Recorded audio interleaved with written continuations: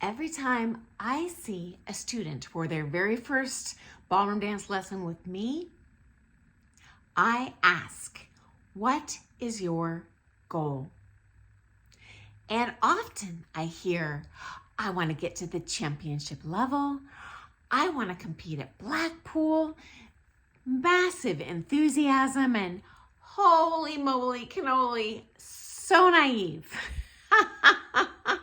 as to how far they have to go, how many sacrifices they have to make, what hurdles or assets they have in their favor that are going to be able to get them there, or maybe prohibit them from ever reaching those goals.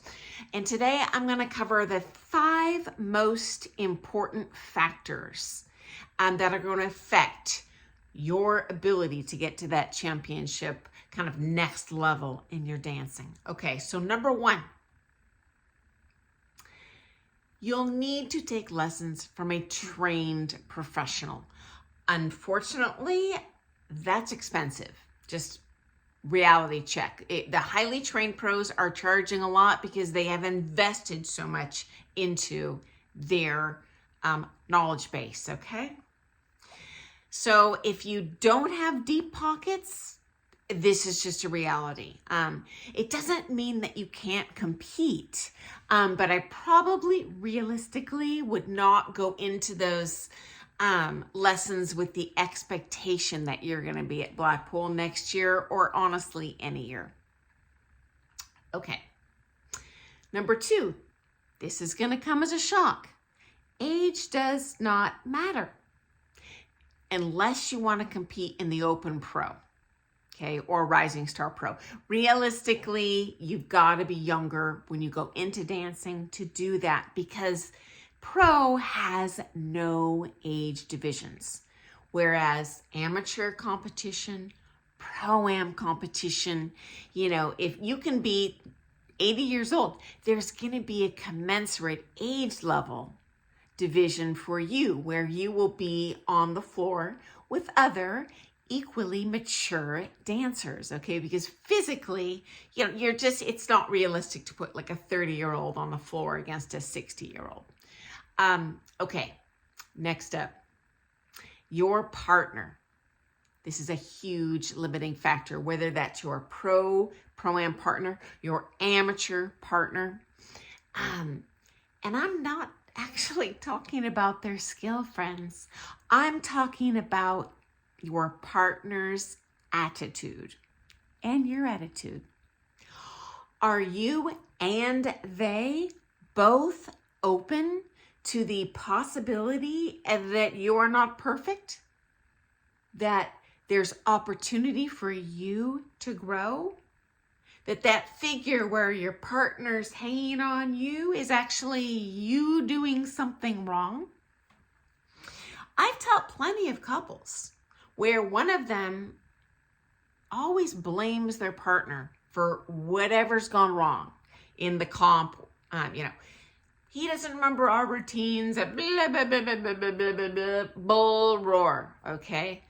The reality is ballroom dance takes 2 people. It takes 2 to tango. And you both got heavy buckets to carry, okay? And when I teach those couples where one is indignant and thinks everything is their partner's fault, I'm really limited in how much I can teach them, because only one trained dancer can only get the partnership so far, okay? It really takes 2. And 2, getting along in the practice. 2, both independently dedicating their time at home to independently solo doing these stretches or technique exercise that their coaches are asking them to. Being willing to try something new, even if it initially maybe doesn't feel so good to them, okay? So being willing to accept criticism, it is a skill that not everyone possesses, but that is going to hold you back, whether that's you or your partner. that isn't willing to swallow that bitter pill and work on it, okay? Next up, physical ability. Okay, so this could obviously be a degenerative disease, especially as we mature. These things happen. If something hurts, you're not going to be able to dance to your intellectual full potential. Don't worry, you can still become an incredible, beautiful, feeling and looking dancer. But, are you going to get to that championship level? It might physically not be possible, okay? Also, we are all born with different natural bodies. Maybe you have a natural music ability. Maybe you never are able to learn the music. Maybe you have an incredible turn in or turn out, or, one side's built different than the other. Everyone is a unique machine, like a snowflake, and so you're going to get, what you get. And we make the best of the tools that we are given, because your body and your mind are amazing tools. And just like a knife, we can sharpen it harder. We can get it to the, its peak potential. But, realistically, it might not be that potential you have, in your dreams. Honesty is the best policy. Tell your teacher, hey, this is what I want. Is it possible? And if so, what's it going to take for me to get there? Okay, be brave. You might not like the answer, but you know what? I'm going to tell it to you like it is. And you never know. It probably is possible, but sometimes the cost is cost prohibitive.